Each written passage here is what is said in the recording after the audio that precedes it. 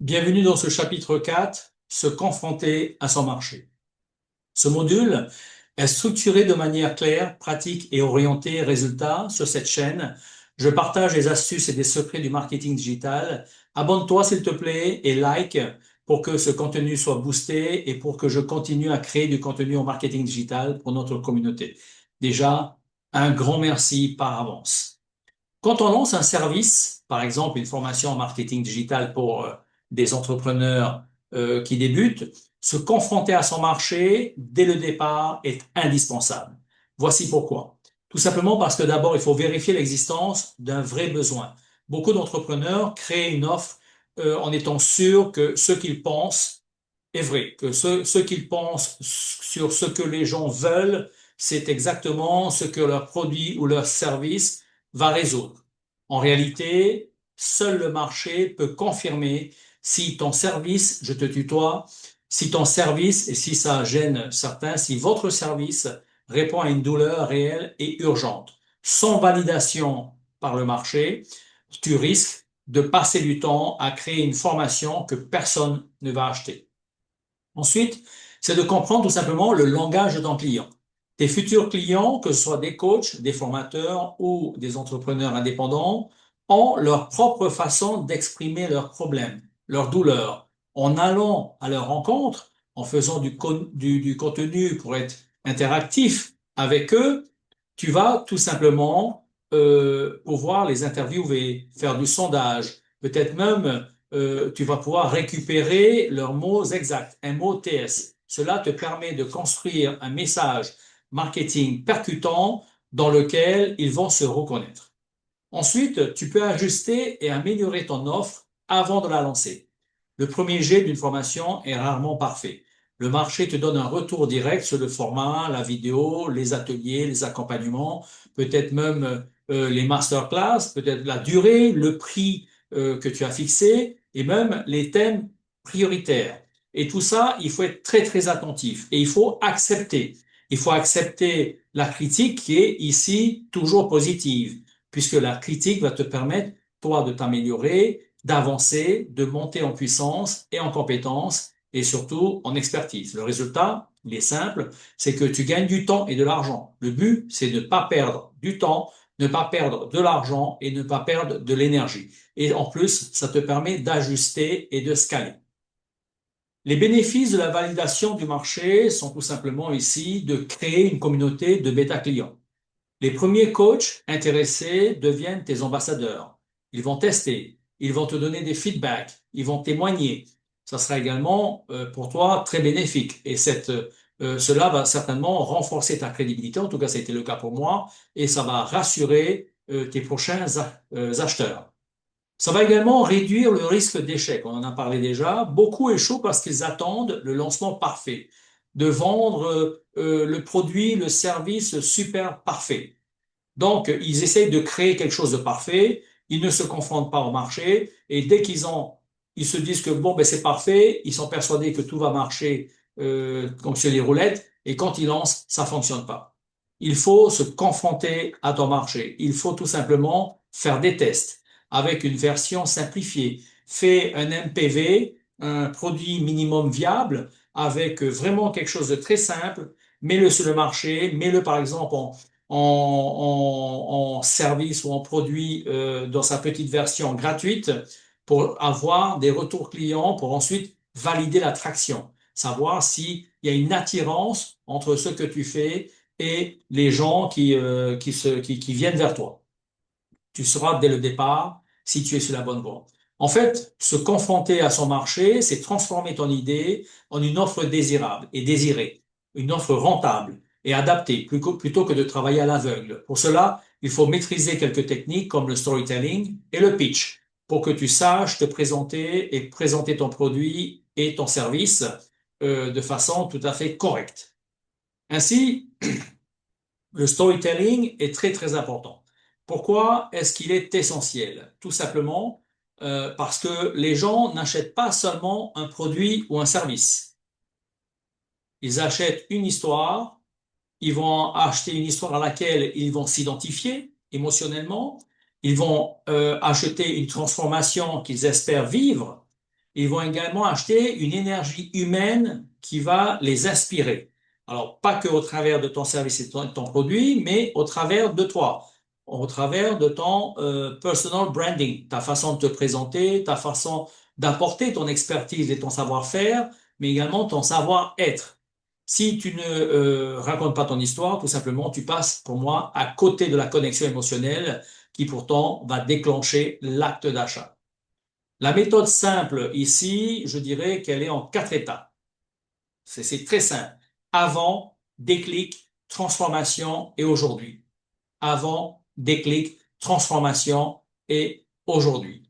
Tout simplement, avant, ce sont tes galères, les frustrations. Ce sont les galères et les frustrations par lesquelles ton audience ou les personnes qui vont te regarder sont en train de passer. Si tu fais du contenu éducatif, c'est une chose. Mais si tu veux attirer le regard et l'ouïe de ton audience, parle-leur de leurs galères, parle-leur de leurs douleurs, parle-leur de leurs frustrations.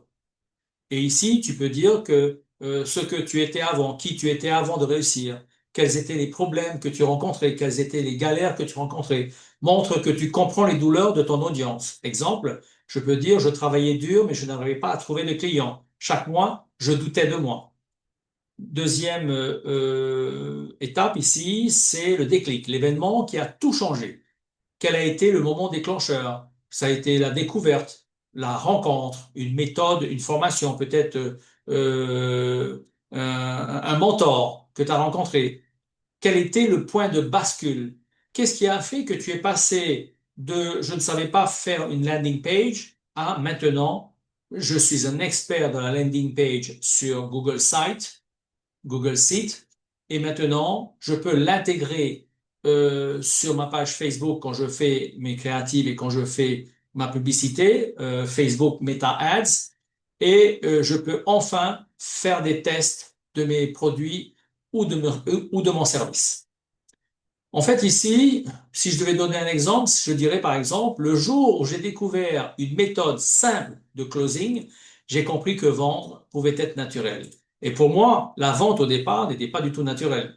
J'avais du mal à vendre quelque chose aux gens parce que j'avais l'impression de leur soutirer de l'argent. Et je pense qu'il y a beaucoup de gens qui ont ce syndrome, qui ont ce problème lié, ce problème relationnel lié à l'argent.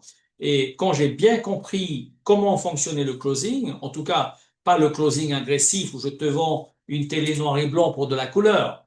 C'est le closing qui est l'étape de savoir clôturer, de savoir fermer une vente et d'aider le client tout simplement à passer de cette étape où il a des doutes, ou peut-être il n'est pas sûr, à l'étape où ça devient tellement évident que ce service, que ce produit, il est pour lui, il est pour moi en tant qu'acheteur.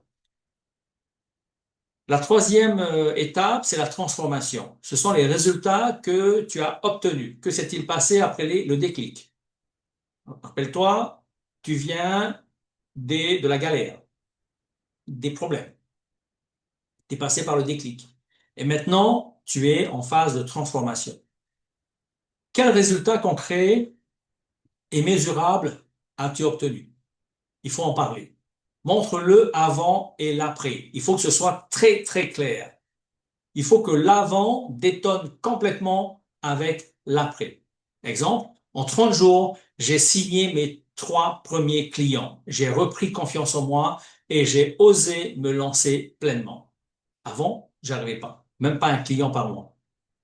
Et enfin, la quatrième étape, qui est aujourd'hui, comment est-ce que tu aides les autres? Quelle est ta mission actuelle? Explique comment tu fais vivre cette transformation aux autres. Inspire confiance et donne envie de te suivre. Exemple, aujourd'hui, j'aide d'autres coachs débutants à dépasser la peur de vendre pour lancer un business solide et aligné.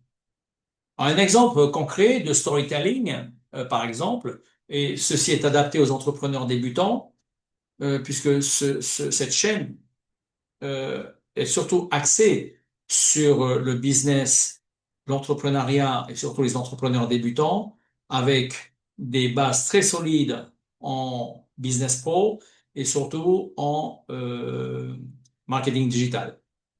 Donc, ce storytelling pour les entrepreneurs débutants, quand j'ai lancé mon activité, je passais des heures sur les réseaux sociaux, mais personne ne me contactait. J'avais l'impression de parler dans le vide et je doutais de mes compétences. Le jour où j'ai appris à structurer mon storytelling, j'ai commencé à partager mon histoire et mes clients ont enfin compris en quoi je pouvais les aider. En moins de 2 mois, j'ai signé mes premiers contrats sans avoir l'impression de forcer la vente. Aujourd'hui, j'enseigne cette méthode à d'autres entrepreneurs qui veulent attirer leurs clients grâce à leur propre histoire.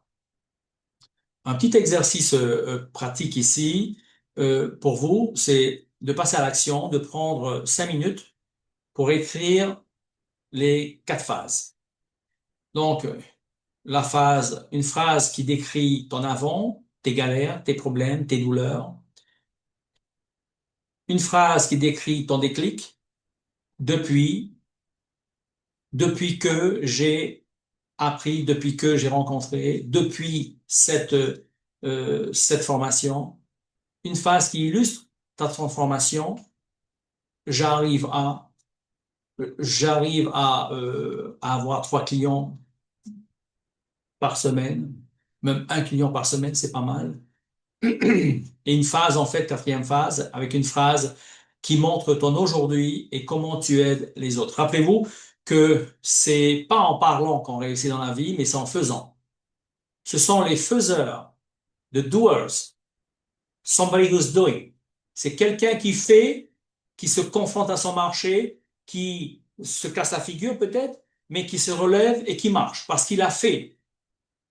D'accord? Donc, vous devez absolument passer à l'exercice. Faites-le, prenez quelques minutes, prenez un papier, une feuille et écrivez vos 4 phases. Si vous avez des soucis, même si vous n'avez pas un style d'écriture fluide, vous récupérez tout ça, copier-coller, vous allez dans une IA générative et vous lui demandez tout simplement de rendre votre histoire fluide, réelle évidemment. Faut pas inventer, les gens, dès qu'ils découvrent que vous mentez, je peux vous dire que vous n'allez plus jamais les revoir. Et vous pouvez dire adieu à la vente de votre service et de votre produit.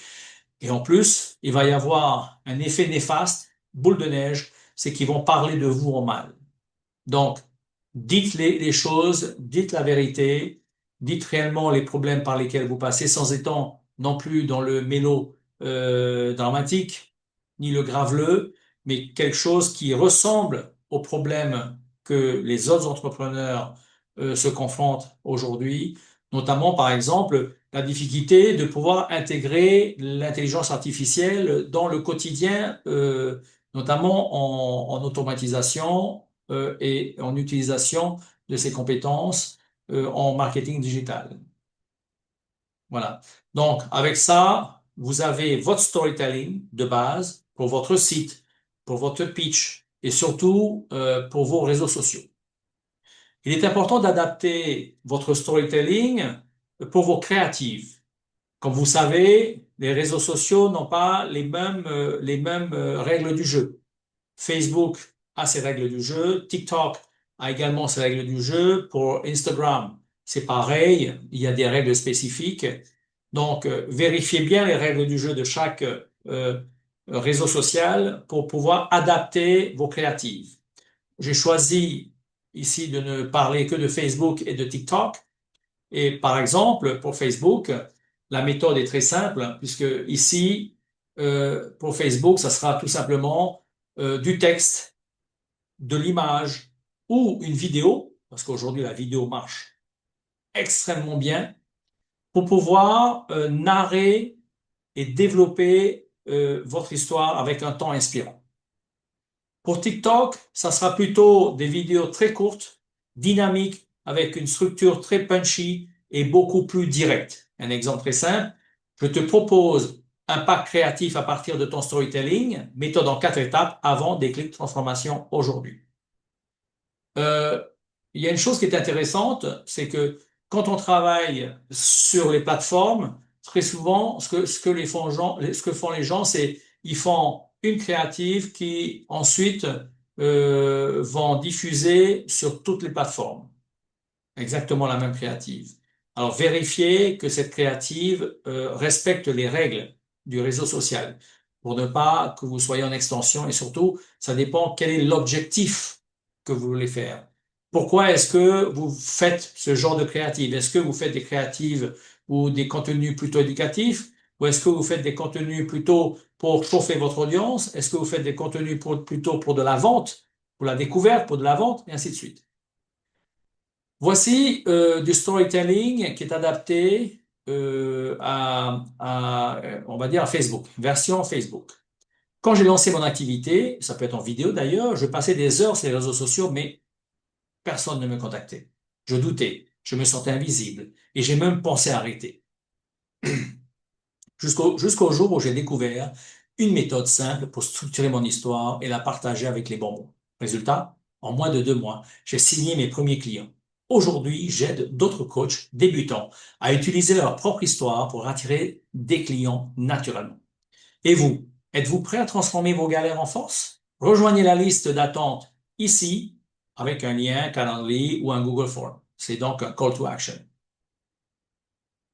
Là, vous pouvez prendre, par exemple, votre storytelling et vous allez dans une IA générative, que ce soit DeepSeek, que ce soit ChatGPT, et vous leur demandez tout simplement de vous créer des séquences de créatives pour les adapter à Facebook, pour adapter à TikTok ou à Instagram. Et vous allez voir que euh, les créatives n'auront pas du tout les mêmes séquences, les mêmes étapes et les mêmes façons de présenter ce que vous êtes en train de présenter. Même les structures de la vidéo seront complètement différentes. Ce qui est intéressant avec la version de TikTok, c'est que TikTok, c'est vraiment des punchs. Vous avez des punchs à chaque fois. Bam, uppercut. Vous avez des gauches, des droites. Ça va très très vite. Donc, vous avez un hook de départ de 3 secondes pour attirer l'attention, que ce soit visuel ou auditive. Donc, vous pouvez faire ça et en même temps parler ou avoir un flash de lumière et vous parler. Tu veux savoir pourquoi personne ne te contacte quand tu postes sur Instagram? Et là, vous changez de plan, vous changez de couleur de chemise, par exemple.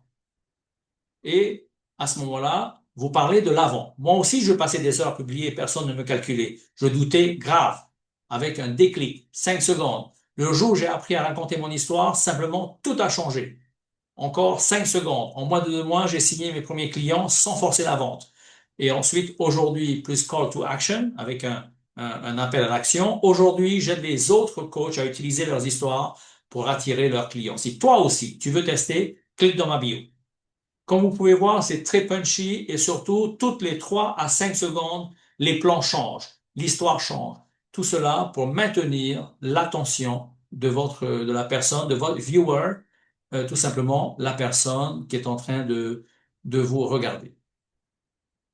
J'ai envie de dire que, pour terminer cette section, que votre histoire, c'est votre force. Voilà, c'est votre force. Parce que sur Facebook, vous pouvez inspirer et créer de la confiance. Sur TikTok, vous pouvez créer du punch et vous pouvez tout simplement permettre aux gens ensuite d'aller chercher un lien dans votre bio. Et surtout, votre but ici, votre objectif, c'est tout simplement de créer une connexion émotionnelle puissante avec vos futurs clients en montrant vos galères, votre déclic, votre transformation et qu'est-ce que vous faites aujourd'hui. Ça veut dire quoi, tout simplement? C'est ce que rêve l'audience. Ils veulent la même chose. Donc, ne les décevez pas. Montrez-leur la vérité. N'allez pas afficher des trucs, voilà, j'ai fait 30 000 euros par mois pendant 10 mois, alors que ce sont des faux posts, parce qu'on peut les créer sur Internet. Vous voyez, il faut dire la vérité. Combien de fois on voit sur le net des gens complètement, c'est pas 800, qui vous disent, j'ai fait 18 000 euros première semaine, deuxième semaine 17 000 euros, et quand on leur demande de montrer leur compte en banque, il n'y a plus personne. Soyez authentique, soyez vrai, soyez prêt à montrer les choses telles qu'elles sont dans la vie de tous les jours, sans illusion. Parce que un futur client, un prospect, qui à qui vous avez menti, non seulement il revient plus, il va vous ghoster, mais en plus il va mal parler de vous. Donc, vous allez avoir l'effet contraire. Plutôt que d'inspirer, ben, vous allez faire fuir, et c'est pas le but. Voilà. Donc, le storytelling, ce n'est pas du marketing, c'est une autre authenticité qui résonne, c'est une connexion émotionnelle avec votre audience. Merci de m'avoir suivi et je vous donne rendez-vous dans la prochaine section.